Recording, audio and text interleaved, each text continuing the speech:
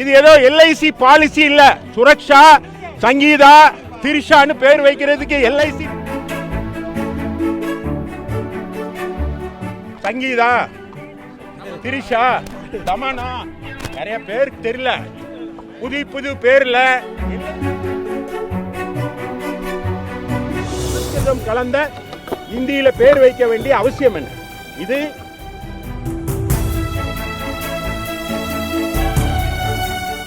ரொம்ப எளிமையா சொல்ல போனா இட்லி மாவுல தோசை சுட்ட மாதிரி, தோசை மாவுல இட்லி சுட்ட மாதிரி தான். மத்திய அரசு கொண்டு வந்துள்ள 3 சட்டங்கள் இந்தி மொழியில இருக்குது. இது ஏதோ எல்ஐசி பாலிசி இல்ல. சுரக்ஷா, சங்கீதா, திரிஷான்னு பேர் வைக்கிறதுக்கு எல்ஐசி பாலிசி அல்ல. இது சட்டம். இந்தி திணிப்பு என்பது அன்றாடம் பெய்கிற அமில மழை, விட்டு விட்டு பெய்கிற விஷ மழை, தொழுதாலும் தொடருகிற துயர மழை என்றான் கவிஞன். கவிஞன் மட்டும் சொல்லல, அரசியலமைப்பு சட்டமும் சொல்லுது. 348வது பிரிவு அரசியலமைப்பு என்ன சொல்லுதுன்னா, language to be used in high court and supreme court shall be in English language என்று சொல்லுது. என்னன்னா, உச்ச நீதிமன்றத்திலும் உயர் நீதிமன்றத்திலும் சட்டமாவது மசோதாவது கொண்டு வரும்போது அந்த சட்டங்கள் ஆங்கில மொழியில் தான் இருக்க வேண்டும் என்று சட்டமே இருக்கு. ஆனா அந்த சட்டத்துக்கு எதிராக இப்போ சங்கீதா, திரிஷா, தமனா, நிறைய பேருக்கு தெரியல. புது புது பேர்ல எல்ஐசி பாலிசிக்கு பேர் வைக்கிற மாதிரி மத்திய அரசு வச்சிருக்கு. மத்திய அரசை நாங்கள் வன்மையாக கண்டிக்கிறோம். அதிமுக கண்டிக்குது. இந்த சட்டத்தை திரும்ப பெறணும். அது மட்டும் இல்லாமல் இதனால மக்களுக்கு என்ன பாதிப்புன்னா, நிறைய குளறுபடிகள். 60 நாளைக்கு மேலே கஸ்டடி வைக்கலாம் ஒரு ஆளை, 90 days வைக்கலான்றாங்க. அதுபோல ஹேண்ட் கப்பு போடலாம் அப்படின்னு இருக்கு. இது டிகே பாசு ஜட்ஜ்மெண்ட்டுக்கு எதிரானது. அது மட்டும் இல்லாமல் இந்தி மொழிங்கிறது ஆங்கிலம் இணைப்பு மொழியாக இருக்கும் என்று பண்டித நேரு கொடுத்த உறுதிமொழிக்கு எதிராக இருக்கிறது.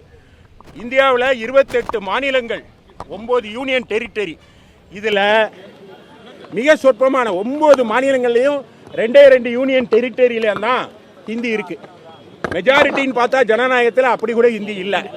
அப்படி இருக்கும்போது இந்தியில் பேர் வைக்கிறாங்க. ஏன் அப்படி ஒரு பேர் வைக்கணும்? சமஸ்கிருதம் கலந்த இந்தியில் பேர் வைக்க வேண்டிய அவசியம் என்ன? இது ஏற்கனவே இருந்த சட்டம் தான். ஒரு புது ப்ரொவிஷன் கொண்டு வந்திருக்காங்க. மற்றபடி இந்த தோசையை திருப்பி போடுற மாதிரி, ரொம்ப எளிமையா சொல்ல போனா இட்லி மாவுல தோசை சுட்ட மாதிரி, தோசை மாவுல இட்லி சுட்ட மாதிரி தான். புதிதா இல்லை. அரசியலமைப்பு சட்டத்துக்கு எதிரானதுங்கிறால தான் நாங்கள் வரோம். ஆக அதிமுக இந்தி திணிப்பதை எதிர்க்கிறது. இந்த சட்டத்தில் உள்ள குளறுபடிகள், நிறைய குளறுபடிகள் இருக்கு. இந்த குளறுபடிகள்லாம் நீக்கி இன்னும் டிபேட்டை நடத்தி, விரிவான விசாரணை நடத்தி, அது சம்பந்தமான கருத்துக்களை ஆலோசித்து இந்த சட்டத்தை கொண்டு வந்தா என்ன அப்படி. இது 2 பாயிண்ட். 3வது பாயிண்ட் என்னன்னா, தமிழகத்தில் இருக்கிற ஆட்சியில் இருக்கிற திமுக இதில் ரெட்டை வேடம் போடுது. எப்படி அப்படின்னா, இப்போ இந்த சட்டத்துக்கு எதிராக அவங்க கட்சி ஆர்ப்பாட்டம் நடத்துது, நாளைக்கு உண்ணாவிரதம் நடத்துது. ரொம்ப சந்தோஷம். ஆனால் சட்டமன்றத்தில் திமுகவுடைய தலைவர் இந்த சட்டத்தை அமல்படுத்துவதற்கு அதிகாரிகளுக்கு பயிற்சி கொடுத்து கொண்டிருக்கிறேன் என்று சட்டமன்றத்திலே பேசியிருக்காரு. ஏன் மிஸ்டர் ஸ்டாலின், நீங்க சட்டமன்றத்தில் ஒரு தீர்மானம் கொண்டு வந்துடலாமே? மத்திய அரசுக்கு ஒரு கோரிக்கை வச்சு ஒரு தீர்மானம் கொண்டு வந்தா என்ன தவறு? அத மாதிரி சங்கீதாவுக்கு எதிராக தீர்மானம் கொண்டு வருவதில் உங்களுக்கு என்ன பிரச்சனை? நீங்க அவ்வாறு செய்யாமல் உங்கள் கட்சியினரை, வழக்கறிஞர்களை நீங்கள் போராட்டம் செய்ய சொல்கிறீர்கள். இது இரட்டை வேடம்.